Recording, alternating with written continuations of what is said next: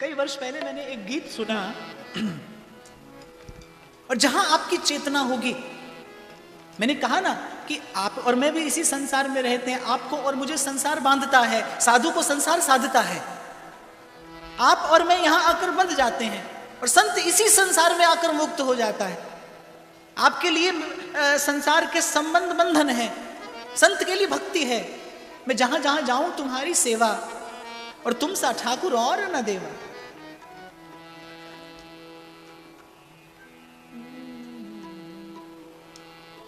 मैंने जब ये गीत की पंक्तियां सुनी तो सुनते ही मुझे कबीर याद आए। कबीर क्या करते हैं? कपड़ा बुनते हैं। एक जुलाहा है कबीर।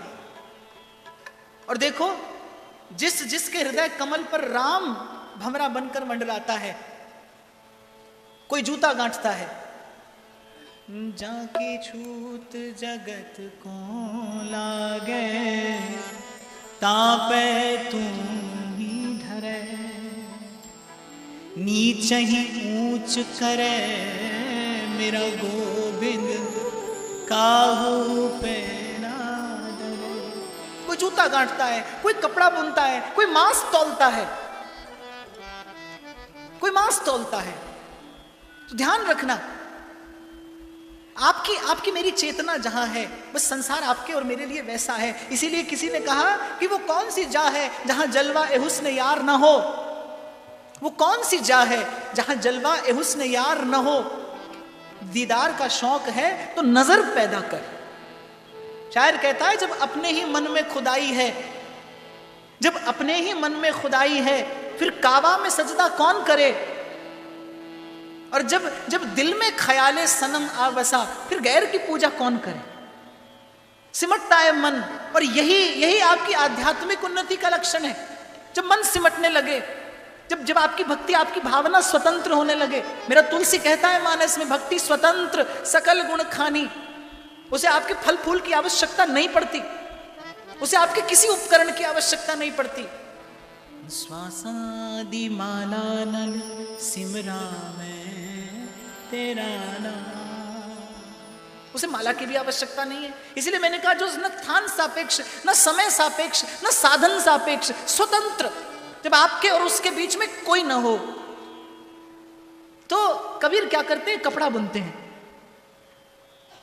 और ये गीत मैंने सुना था कम कुछ 8-10 बरस पहले, और जैसे ही मैंने ये गीत सुना, हालांकि कुछ लोग ऐतराज करते थे पहले, मैं करते थे इसलिए कह रहा हूं क्योंकि उनको लगा ऐतराज करने से कुछ हुआ नहीं, तो करना बंद कर दिए। क्योंकि हम तो भाई ऐसे हैं और ऐसे ही रहेंगे। तो मैं एक बार शायद कहीं टीवी पर कथा आ रही थी, और मैं गा रहा था, इन आंखों की मस्ती के मस्ताने हजारों में। तो एक व्यक्ति ने फोन किया, और संयोग से शंभू जी का फोन मेरे पास में था। मैंने उठा लिया, तो वो कह रहा है कि ये आपके गुरुजी क्या कर रहे हैं। मैंने कहा, क्या कर रहे हैं? बोलिए, उमराव जान का गीत गा रहे हैं। मैंने कहा, उमराव जान का गीत नहीं गा रहे, उमराव जान को सत्संग में ला रहे हैं। और मैंने कहा, गलती देखो, गुरुजी की गलती नहीं है। मैंने कहा, उनसे पूछा, मैंने कहा, आपकी अवस्था कितनी होगी? बोले 70 का हूं मैं। बोले 70 का हूं मैं। तो मैंने कहा, देखो, ये तो गलती आपकी है। आपको 70 में सत्संग में उमराव जान दिखाई देती है। हमारे गुरुजी को 35 में उमराव जान में सत्संग दिखाई देता है। तो दीदार का शौक है तो नजर पैदा कर।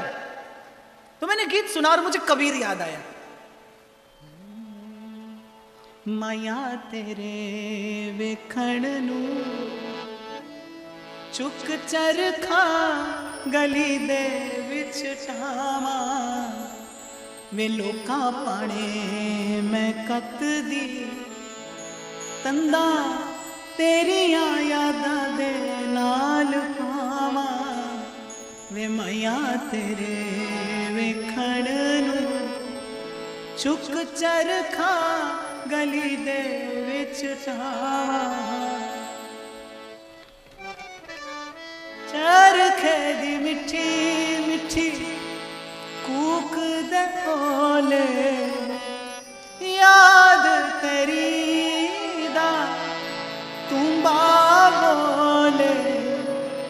वे निमा निमा गीत छेड़ के, वे निमा निमा गीत छेड़ के, मैं तंद कत दी हुलारे खावा, वे लोका पाने मैं कत दी तंदा तेरी यादा दे नाल पावा, वे मैया तेरे वेखण नू चुक चरखा गली दे विच।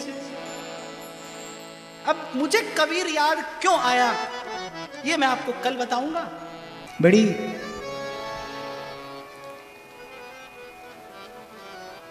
प्यारी बात फरमाते हैं कबीर साहब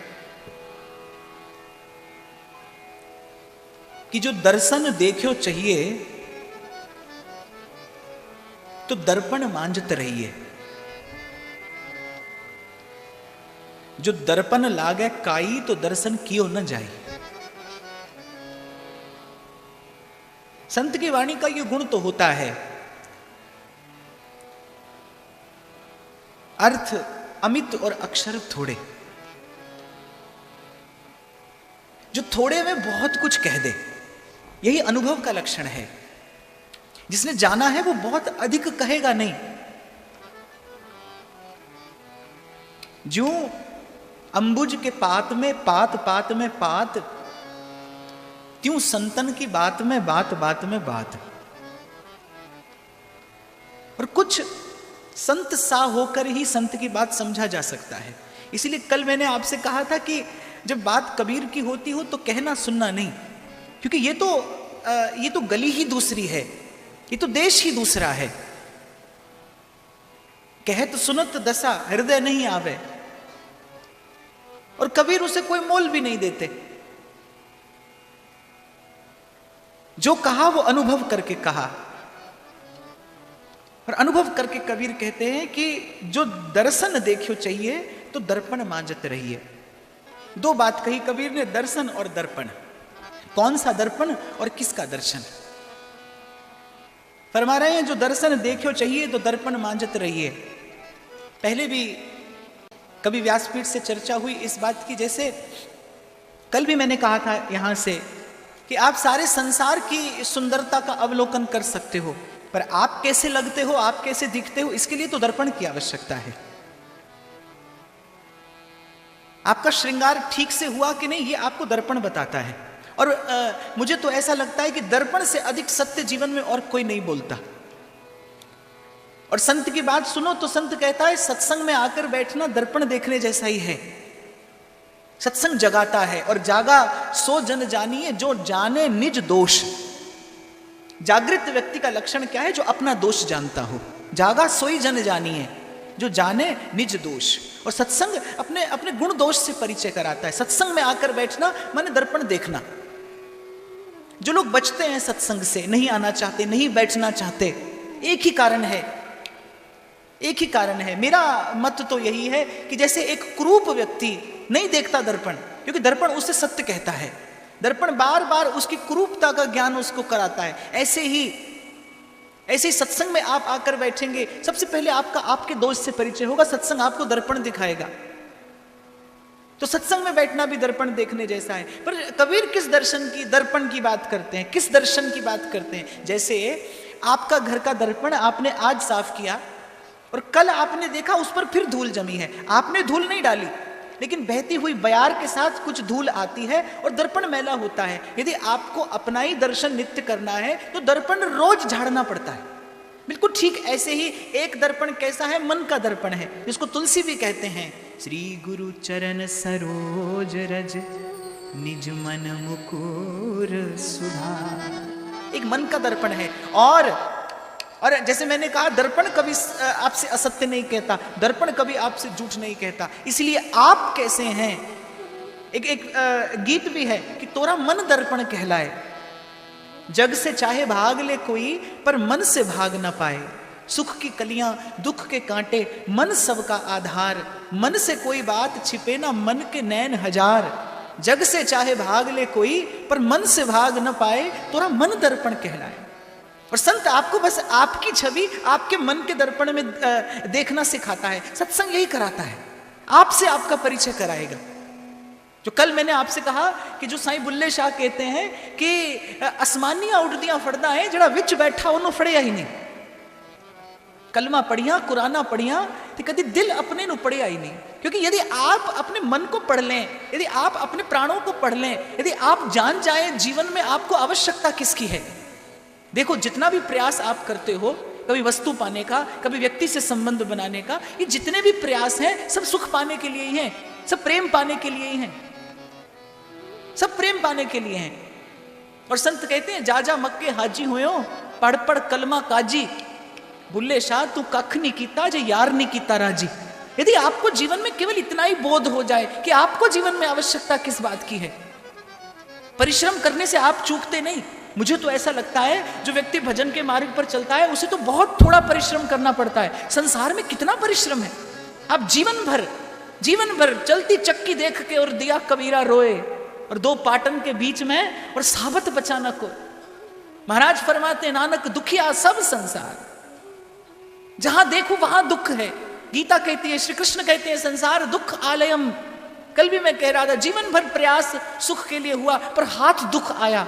या तो परमेश्वर के दरबार में अन्याय है, या आपसे और मुझसे कोई चूक हो रही है। बस ये अपने से अपनी पहचान की चूक है। आप जानते नहीं कि आपको चाहिए क्या। इस जीवन में केवल एक ही वस्तु है, सुख पाने के लिए सभी का प्रयास है, पर सुख है क्या। इस संसार में जितना दुख है वो इसलिए नहीं है कि यहां सुख है ही नहीं, वो इसलिए है कि आपका और मेरा सुख से परिचय नहीं है। जिस व्यक्ति ने जीवन भर कभी स्वर्ण देखा ना हो, वो स्वर्ण की कल्पना कैसे करेगा। यदि उसको कोई कहे कि आप किसी सोने के आभूषण की कल्पना करो, और जिसने कभी सोना ही नहीं देखा वो कैसे कल्पना करेगा।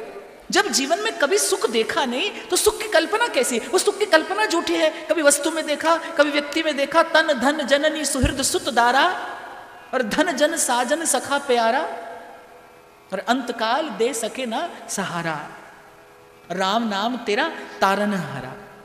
सुख से परिचय ही नहीं है। कल जो मैंने आपको कहा कि सत्संग का प्रसाद क्या है, वो एक झलक आपको दिखाता है। और यदि आपने एक रत्ती सोना देखा हो तब आप कल्पना कर सकते हैं, तब आप सुमेरु पर्वत की भी कल्पना कर लेंगे, यदि एक रत्ती सोना आपको कोई दिखा दे। ऐसे ही संत अपनी कृपा से, संत अपनी कमाई से थोड़ी कमाई देता है। ये इस प्रकार से यहां पर आकर बैठना, ये क्या है। इस प्रकार सत्संग में आकर बैठना, संत अपनी कमाई से आपको कमाई दे रहा है। कल मैंने आपसे कहा था कि कहना सुनना नहीं, आपको और मुझे थोड़ी देर बस कबीर के पास में बैठना है। उनके पास जाकर बैठेंगे आप और हम, उनके निकट जाकर बैठना। वो जो सत्य उनके हृदय में प्रकाशित है, जो सत्य उनके हृदय में सुवासित है, जो श्वास उनके रोम रोम से बहती है, वो एक अल्प सा छोटा सा अनुभव, एक छोटी सी झलक आपको और मुझे मिलेगी। फिर आप सुख की कल्पना कर सकते हैं, पर अभी तो सुख से परिचय ही नहीं। तो मैं कह रहा था कि जैसे घर का दर्पण आपको रोज झाड़ना पड़ता है, आप धूल नहीं डालते पर मैला हो जाता है, ऐसे ही आवश्यक नहीं है कि आप कुछ करें और मन मैला हो। संसार में रहते हैं, माया की पवन बहती है, संसार में रहते रहते भी मन मैला हो जाता है। तो जिस प्रकार रोज स्नान करते हैं आप, क्योंकि रोज मैले हो जाते हैं, तन रोज मैला होता है, इसलिए रोज स्नान की आवश्यकता है। ऐसे मन भी संसार का नित्य सेवन करता है, उसको भी नित्य स्नान की आवश्यकता है। और युक्ति कबीर फरमाते हैं, युक्ति बताते हैं कि जो दर्शन देखो चाहिए तो दर्पण मांजत रही है, क्योंकि दर्पण लागे काई तो फिर दर्शन क्यों न जाए। सत्संग क्या करता है, वो नित्य उस मन के दर्पण को मांजता रहता है। फिर आप यहां से जाओगे, फिर थोड़ा व्यवहार करना पड़ेगा, फिर थोड़ा मन का दर्पण मैला होगा, फिर आप आओगे, फिर सत्संग अपनी कृपा से फिर दर्पण स्वच्छ कर देगा, फिर मन निर्मल होगा। और होते होते होते होते एक दिन संशय का सूल कट जाएगा, एक दिन मन की दुविधा दूर हो जाएगी। बड़ा सीधा सरल सा उदाहरण संत देते हैं कि जैसे एक रस्सी है और एक पत्थर है, एक रस्सी है और एक पत्थर है, वो बड़ी कोमल छोटे छोटे तंतुओं से बनी है, छोटी छोटी डोरियों से बटकर किसी ने बनाया है। कोई कल्पना भी नहीं कर सकता कि वो रस्सी पत्थर जैसे किसी कठोर पदार्थ पर अपना चिन्ह छोड़ सकती है, पर छोड़ देती है। कुएं की मेड़ पर जो पत्थर लगा होता है उस पर रस्सी का निशान देख सकते हैं आप। ऐसे ही इसी को गीता में भगवान अभ्यास कहते हैं।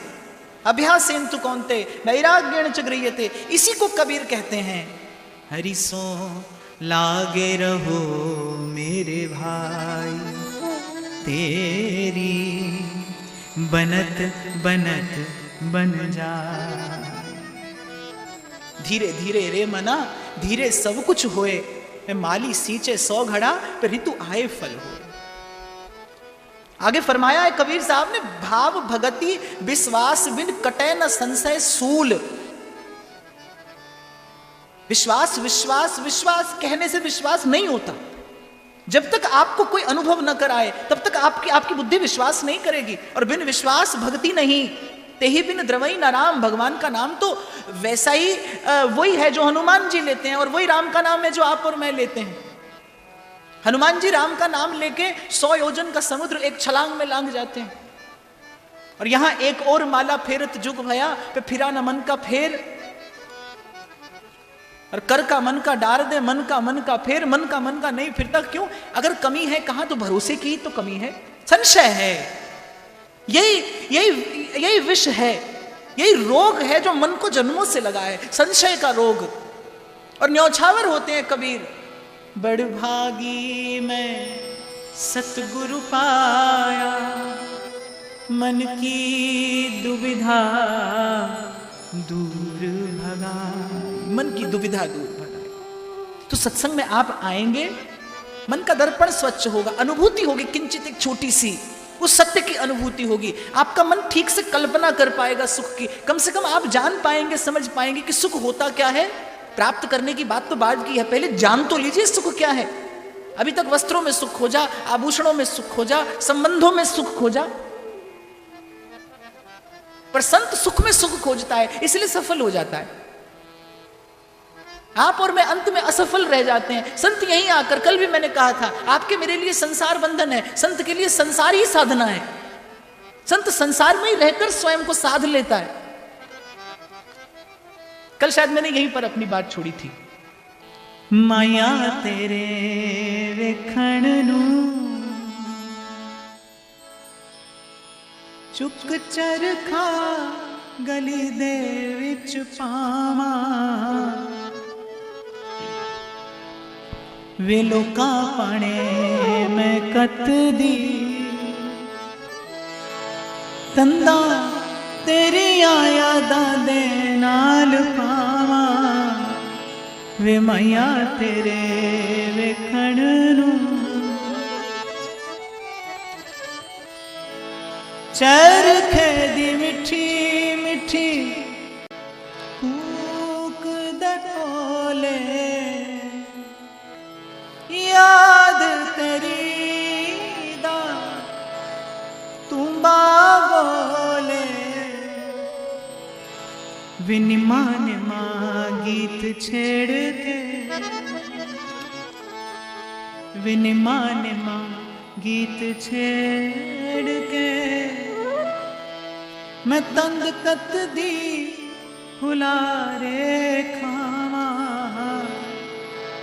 वे लोका पाने मैं कत दी, तंदा तेरिया यादा दे नाल पावा, वे माया तेरे वेखण नू। और कोई अतिशयोक्ति नहीं होगी अगर मैं कह दूं कि it is exactly the philosophy of Kabir. ये बिल्कुल कबीर का दर्शन है। प्रत्येक व्यक्ति जिसने अनुभव किया है वो संसार में कोई सिद्धांत छोड़कर गया है। मीरा की बात याद करेंगे तो सहज मन में आता है, मेरे तो गिरधर गोपाल और दूसरों ना कोई। तुलसी को स्मरण करेंगे तो कहो कहां अलग नाम बढ़ाई, राम न सकई नाम गुण गाई। कल आपको स्मरण हो तो मैंने यहीं से अपनी बात आरंभ की थी। इसलिए मुझे अतिशय प्रिय हैं कबीर। क्यों? क्योंकि वो संसार में रहकर जगा देते हैं। उनकी भक्ति स्वतंत्र है, उनका साधन स्वतंत्र है, उसे किसी की आवश्यकता नहीं। उनके और उनके साईं के बीच में कोई नहीं है, उनके और उनके साहिब के बीच में कोई नहीं है। तो आइए दो पंक्तियां मेरे साथ गुनगुना लीजिए और फिर मैं बताऊंगा मैंने कैसे जोड़ा इसे कबीर के साथ। मैया तेरे वेखण नू चुक चरखा गली दे विच टावां। मैया तेरे वेखण नू चुक चरखा गली दे विच टावां। लोकां पाने मैं कतदी तंदा तेरियां यादां दे नाल पावां। लोकां पाने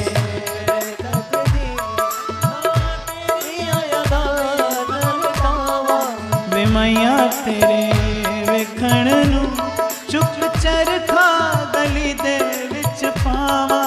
मैया तेरे वेखण नू चुक चरखा गली दे विच टावां। वे लोकां पाने मैं कतदी तंदा तेरियां यादां दे नाल पावां। वे लोकां पाने मैं कतदी तंद तेरियां यादां तेरे वेखण नू।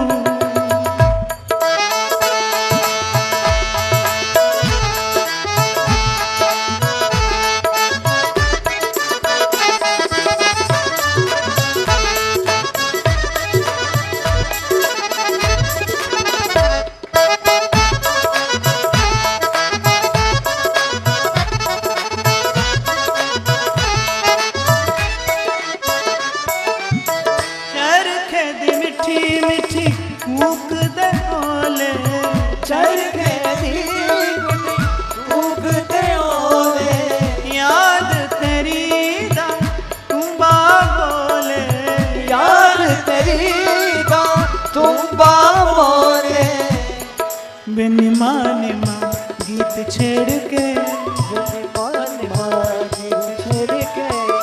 निमा निमा गीत छेड़ के तंद कतदी गुलारे खावां। लोकां पड़े मैं कतदी तंदा तेरियां यादां दे नाल पावां। मैया तेरे वेखण नू चुक चरखा गली दे विच टावां। मैया तेरे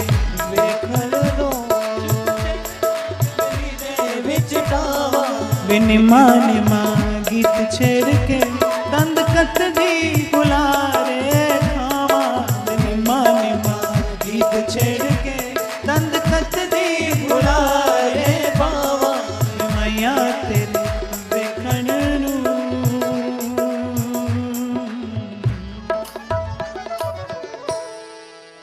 पूर्व में कई बार मैंने चर्चा की कि ज्ञान, कर्म और भक्ति में से प्रभु ने आपके और मेरे हाथ में अगर कोई एक अधिकार दिया है तो कर्म का अधिकार दिया है। और कबीर कहते हैं यहां, कल भी मैंने कहा था कि मुझे इसीलिए प्रिय है क्योंकि भागने की बात नहीं करता, दुर्बल नहीं है, निडर है, अभय है। भगवत कृपा का सबसे पहला गुण क्या है? जो दैवी संपत्ति आपके जीवन में भगवत कृपा की अनुभूति के पश्चात आती है, वो सबसे पहला गुण क्या है? अभय, निर्भय। निर्भय। जैसे महाराज फरमाते हैं, सकल दिशा कीन्हो बल अपनो, सिर ऊपर कर धारे ओ। कृपा कटाक्ष अवलोकन कीन्हो, दास को दुख बिदारे ओ। दास को दुख बिदारे ओ। जो मांगे ठाकुर अपने, सोए सोए दे। ध्यान रखना, जैसे मैंने आपको कहा कि सोना देखे बिना उसकी कल्पना भी नहीं की जा सकती, ऐसे ही सुख की अनुभूति के बिना आप सुख पाने का प्रयास करें, निष्फल होगा। आप जानते ही नहीं सुख होता क्या है। भगवत कृपा के बाद जीवन में, और कल मैंने कहा था आपसे कि अपने चौकीदार आप बनना, अपने मन को देखते रहना, अपने मन को संभालते रहना। भगवत कृपा की अनुभूति के पश्चात सबसे पहला अनुभव जीवन में यही हो, सबसे पहला गुण जीवन में आए, तुम मेरा राखा सबनी थाई तापो के हा खाड़ा जी। तू मेरा राखा सबनी थाई तापो के हा खाड़ा जी। पहला लक्षण है अनुभूति का, और यही लक्षण श्री कबीर जी के शब्दों से बार बार फूटता है कि वो निर्भय है, निर्द्वंद, उसे भय नहीं है, उसे और तो और उसे संसार की माया भी भयभीत नहीं करती। इसीलिए कबीरा खड़ा बाजार में, इसलिए बाजार में खड़ा है। और कैसा खड़ा है? मस्त। ना काहू से दोस्ती ना काहू, इसे सुख कहते हैं। आज जहां से हमने चर्चा आरंभ की, सुख होता क्या है? ये सुख है। किसी से संबंध बनाना सुख नहीं है, किसी वस्तु को पाना सुख नहीं है। सुख देखना है तो सुखी के पास जाइए। और इस संसार में एक ही सुखी है, मेरे राम राय तू संता का संत। या तो सुख स्वरूप प्रभु, और या फिर जिसे उसने पा लिया वो सुखी है। बाकी तो कबीरा सब जगह निर्धना, और धनवंता नहीं कोई। धनवंता सोई जानिए जहां के नाम रतन धन हो। धनी होना अच्छा है, पर धन तो हो। आपके पास जो है वो धन नहीं, वो तो बंधन है। आप जिसे धन समझते हैं वो धन नहीं, बंधन है। वो तो बांधता है। धनी व्यक्ति तो सुखी होना चाहिए, धनी व्यक्ति तो स्वतंत्र होना चाहिए। अभी मुझसे किसी ने पूछा, बोले प्रसन्नता कहते किसको है? What is happiness?